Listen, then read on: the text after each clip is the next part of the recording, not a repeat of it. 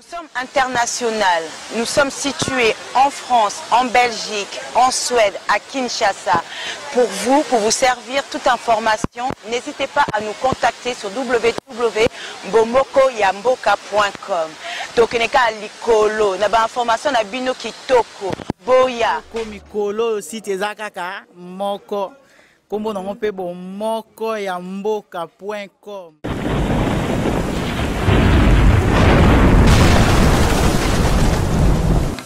C'est ici le lieu de dénoncer tous les arrangements, tous les apartés depuis quelque temps par le pouvoir en place, dont les émissaires sillonnent les différentes résidences des opposants et seront de même dans les pays étrangers, tout cela dans le but d'obtenir la caution morale à leur tentative de conservation et de confiscation du pouvoir, donc l'avènement du glissement. C'est ici également le lieu de condamner la campagne médiatique organisée par la majorité au pouvoir sur le média d'État. Campagne tendant à faire croire à l'opinion que l'actuel chef de l'État aurait encore droit à demeurer au pouvoir au-delà du 19 décembre 2016 et que pour cela la révision constitutionnelle serait une obligation. Il est regrettable de constater que cette propagande de mauvais goût est orchestrée et véhiculée par des officiels pourtant conscients de la gravité et de l'inopportunité de leur démarche. Ceci est d'autant plus grave quand ces propos sont relayés par un ministre en fonction, professeur de son État, et qui affirme pince sans rire que tous les Congolais sont incompétents, sauf Joseph Kabila, dont il éprouve une grande envie et un grand désir.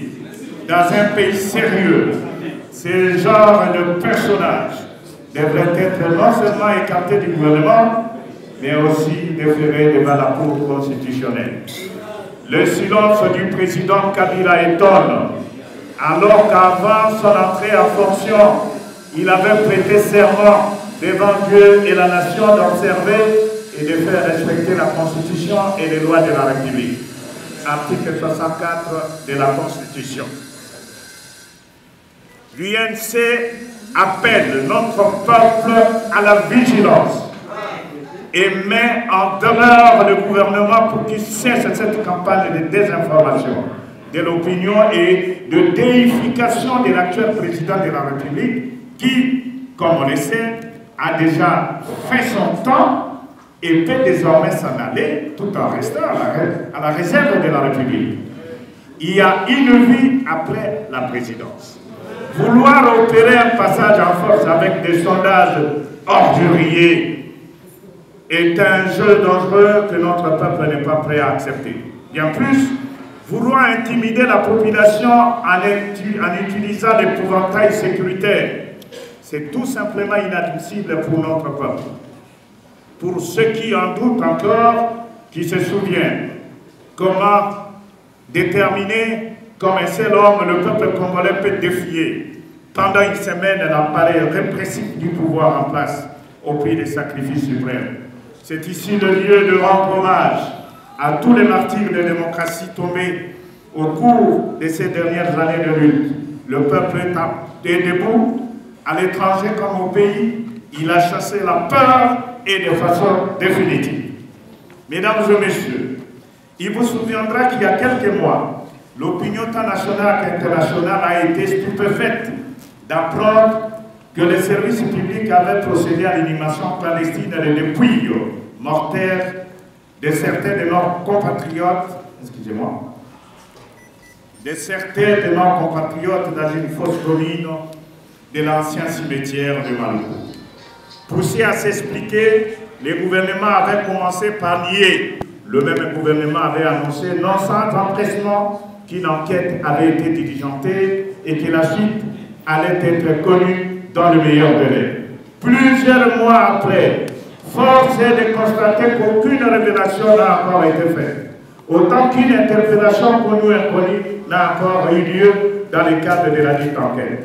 L'équipe qui en a la charge n'est même pas connue, ce qui sème le doute quant à la volonté réelle du gouvernement de clarifier cette affaire et d'en préciser tous les contours. Plus le silence persiste, plus il renforce l'inquiétude des familles qui cherchent leurs enfants disparus à la suite de l'opération du COFI, des événements du 30 décembre 2013 à la RTC et de ceux du 19 au 25 janvier 2015. À ce sujet précis, le président de la République avait donné toutes les garanties quant au bon fonctionnement, au bon déroulement de l'enquête et à son réaboutissement. C'était lors de l'audience qu'il avait accordée à son office au directeur général de Human Rights Watch en séjour à Kinshasa. Et l'opinion qui avait suivi cet engagement du président de la République espérait voir cette enquête rendre publique ses conclusions qui malheureusement traînent encore. C'est pourquoi l'INC réitère sa demande au gouvernement d'exhumer le corps pour besoin de transparence et de sa propre crédibilité, de rendre public son délai, ne serait-ce que les conclusions préliminaires de l'enquête supposée en cours sur la fosse commune de Maluku, en précisant les responsabilités éventuelles et en relevant l'identité des personnes déjà interpellées, tout comme de celles inhumées, il y va de sa crédibilité. Cette œuvre macabre ne demeurera pas impunie. C'est pourquoi l'UNC invite l'opposition politique, la société civile et les organisations des droits de l'homme à faire pression sur le gouvernement et la Commission des droits de l'homme de Genève à diligenter rapidement une enquête indépendante sur le charnier de Maluku.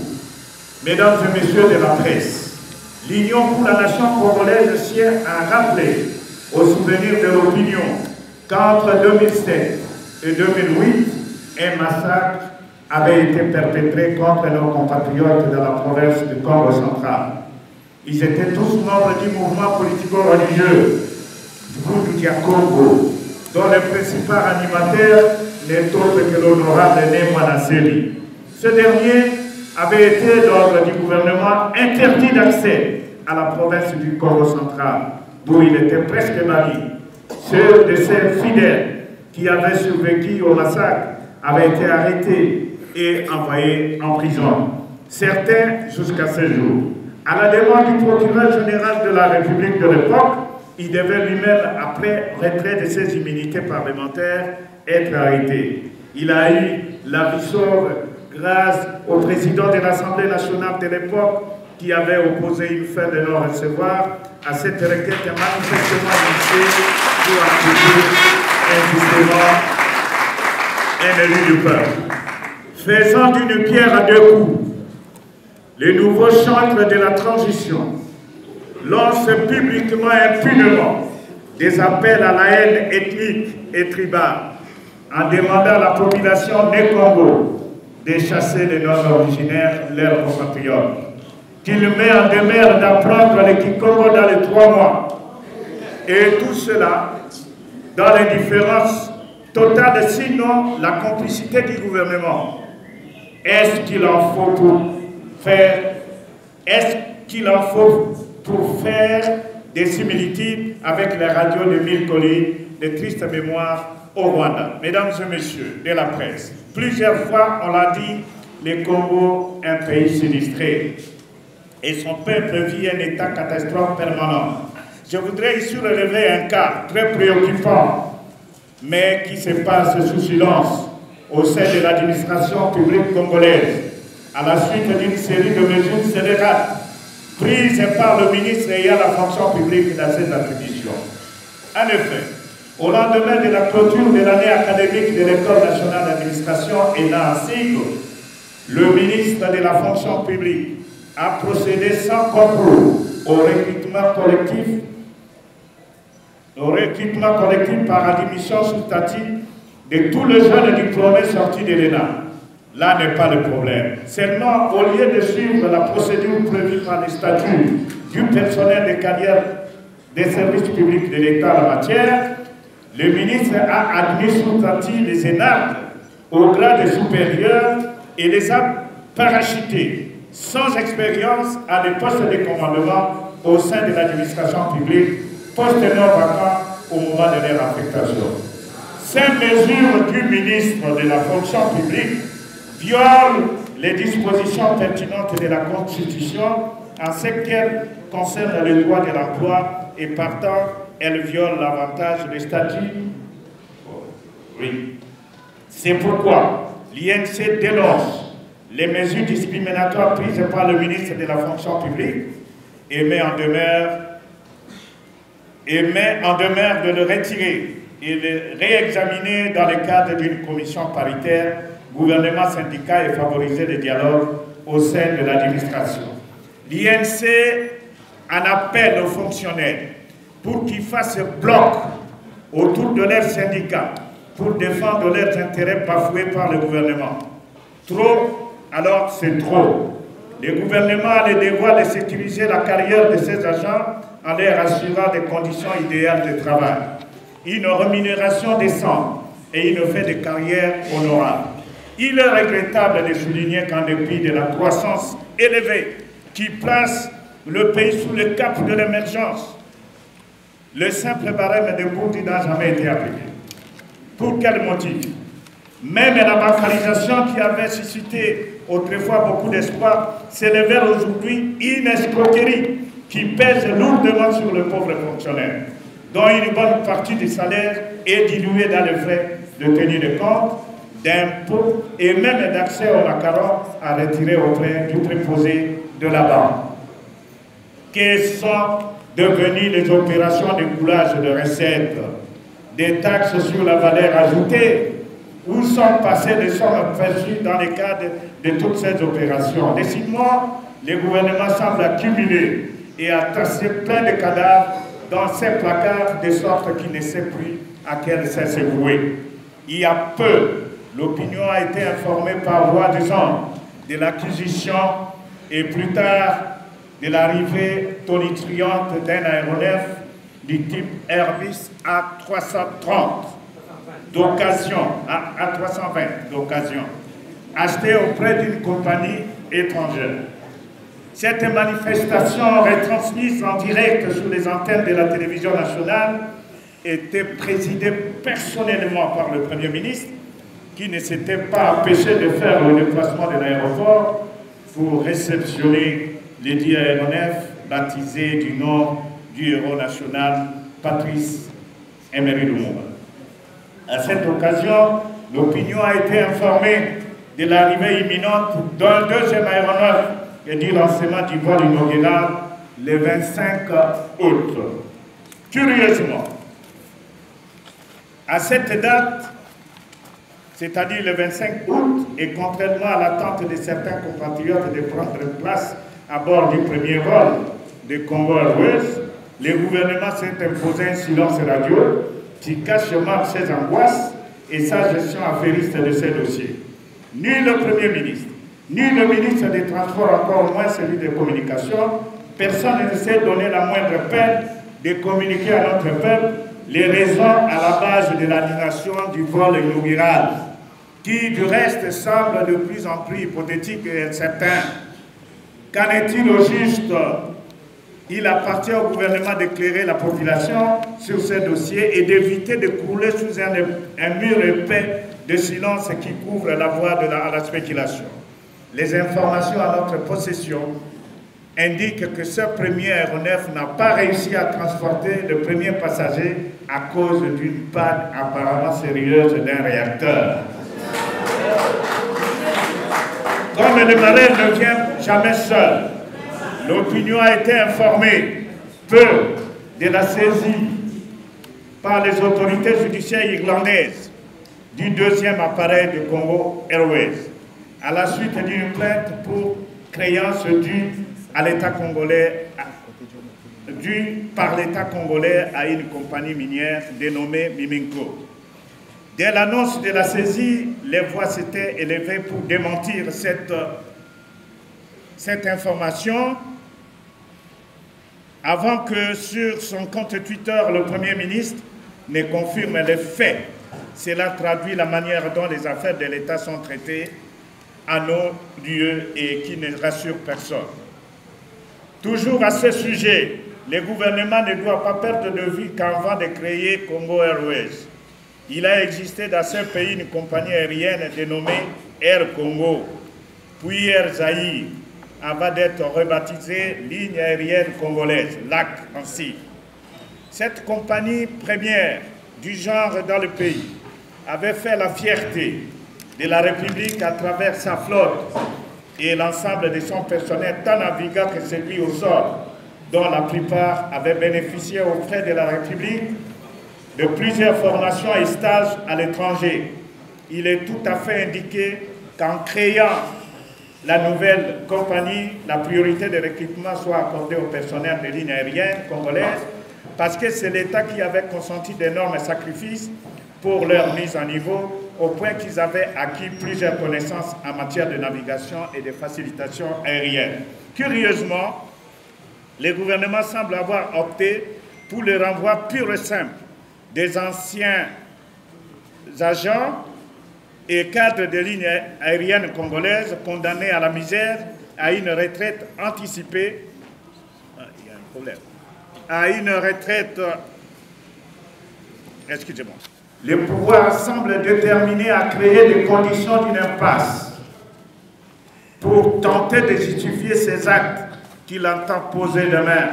L'INC s'y oppose et s'y opposera par tous les moyens légaux, de concert et en communion avec le peuple et tous les partenaires de l'opposition.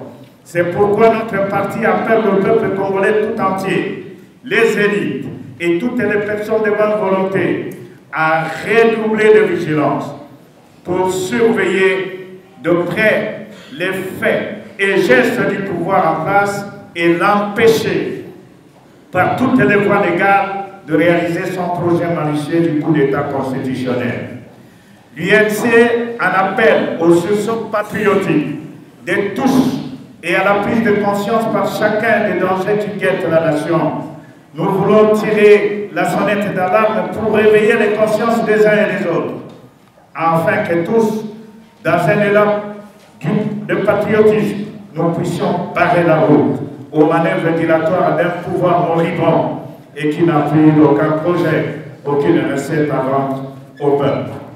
Cet appel au rassemblement concerne tout le monde, membres de l'opposition, membres de la majorité qui sont contre le glissement, de la société civile, de la diaspora et tout citoyen qui refuse la violation de la Constitution de la République.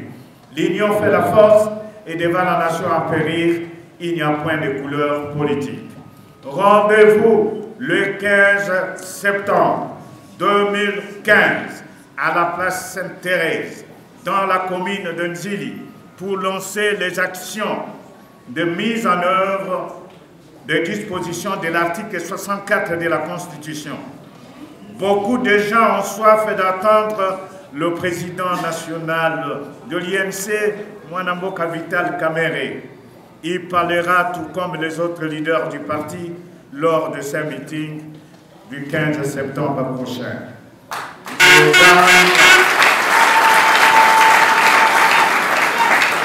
Mesdames et messieurs de la presse, distingués invités, Jean Jaurès, un éminent dirigeant socialiste français, disait, je cite, « À celui qui n'a plus rien, la patrie reste son seul bien. » Je voudrais répéter. À celui qui n'a plus rien, on vous a tout volé, on vous a tout arraché. L'unique bien qui vous reste, c'est votre pays. Fin de citation. Nous disons à notre peuple, dépouillé de tous ses droits, de toutes ses richesses, clochardisé à fond, que la RDC, notre pays, reste le seul et l'unique bien dont nous pouvons fièrement revendiquer la propriété inaliénable. Pour cela et pour rien au monde, nous ne permettrons à personne, ni à un groupe d'individus, de s'accaparer de tout le pays, avec tout son patrimoine. Fini l'époque des intouchables et autres guides éclairés et timoniers de la République. Nous voulons qu'aux hommes forts succèdent des institutions fortes. La fin est imminente d'un mandat du chef de l'État. La fin imminente d'un mandat de chef de l'État ne peut servir de prétexte à une crise politique. Il est temps de se préparer à passer la main. Il est temps d'éviter à notre peuple les conséquences néfastes de l'entêtement. Bomba bomba! Amen. Bomba bomba! Amen. Olukaka makambwe! Olukaka makambwe! Je vous remercie.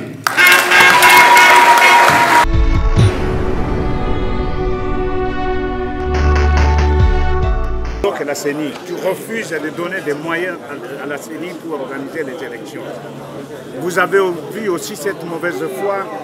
Le gouvernement, par la bouche du vice-premier ministre, ministre de l'Intérieur, a osé proposer même un calendrier pour l'élection des gouverneurs, alors que nous savons que l'autorité centrale électorale, c'est la CENI. Et voilà qu'on fait une précipitation de découpage, toujours dans l'idée de faire un glissement. Et puis après, on prend en otage le bureau provisoire ici à Kinshasa, et le temps passe.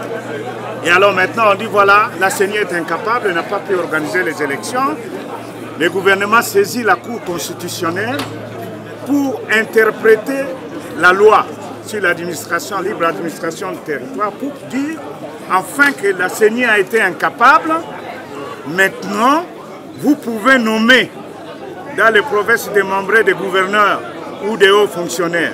Ce n'est pas prévu dans la Constitution. Nous n'allons pas cautionner ça. Ces coups d'État constitutionnels, c'est pour nous amener vers le glissement. Et aussi, pourquoi nommer?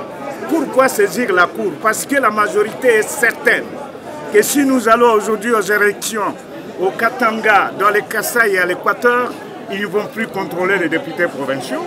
Et c'est pourquoi ils veulent tricher par cette voie-là. Et nous disons, pas question. Nous avons abordé cette question avec bonheur et nous avons mis en garde la Cour constitutionnelle. Elle n'est qu'à ses débuts. Nous faisons confiance aux capacités et au mérite des gens qui font partie de cette Cour. Nous connaissons ce qui se passe souvent avec les cours constitutionnels en Afrique. L'histoire de Centrafrique, de la Côte d'Ivoire est connue. Il ne faut pas que déjà, dès le départ, ils se font enrouler dans la farine. Généralement et normalement, la Cour constitutionnelle doit être ingrate vis-à-vis des gens qui les ont désignés et servir la nation. Mais comment débloquer cette situation? Mais le déblocage de la situation, c'est que nous déjà nous mettons en garde de la Cour et la Cour ne permettra pas au chef de l'État de nommer les hauts fonctionnaires ou les gouverneurs. Ça serait une violation de la loi. Et l'INC a proposé qu'on revienne dans les 11 provinces et comme ça nous allons aux élections sans provoquer des dégâts et sans créer d'autres problèmes. Mais, oui, madame. Oui, et l'actuelle, sans vous interrompre, la position, je sais que le commun des mortels aimerait savoir la position de l'UNC quant au dialogue, parce qu'il y a déjà d'autres partis de l'opposition. Nous avons toujours dit que nous n'allons pas dans ce dialogue qui est un piège pour nous amener au glissement. Et le glissement, ça veut dire qu'il faut mettre la croix sous la Constitution du 18 février 2005. Et les politiciens, quand ils se mettront ensemble, ils vont trouver un compromis politique. Ils vont dissoudre toutes les institutions actuelles, le Parlement, le Sénat et tout ça. Et puis il y aura un ordre nouveau, il y aura une transition et il y aura une nouvelle constitution qui permettra aux mêmes glisseurs de se représenter et aller jusqu'à l'an 2030 et 50. Mais nous pensons que notre constitution donne toutes les facilités pour l'alternance. M. Kabila a fait ses 2 mandats. Et aujourd'hui, c'est le dernier mandat. Il y a une vie après la présidence, qu'il se retire calmement. Nous avons déjà au niveau de l'INC un candidat président, mais vous remarquez que la majorité jusqu'ici n'a pas de candidat. Pourquoi ils ne peuvent pas trouver un candidat? Même si un gaillard dit que dans les stocks, il n'y a que Joseph Kabila. Mais non, non. Ce pays a des compétences, des hommes surdoués, qui peuvent faire décoller ce pays. Nous n'avons rien contre le monsieur Kabila. Il a régné, il a fait son temps et il doit partir et qu'un autre prenne le pouvoir. Et nous allons vous présenter Vital Kamerhe aux Congolais pour qu'il puisse apporter son expérience pour la reconstruction de notre pays. Merci. Nous sommes international. Nous sommes situés en France, en Belgique, en Suède, à Kinshasa. Pour vous servir toute information, n'hésitez pas à nous contacter sur www.bomokoyamboka.com. Tokeneka likolo, na ba information na bino kitoko. Boya. Mikolo site ezakaka moko. Kombo na ngope bomokoyamboka.com.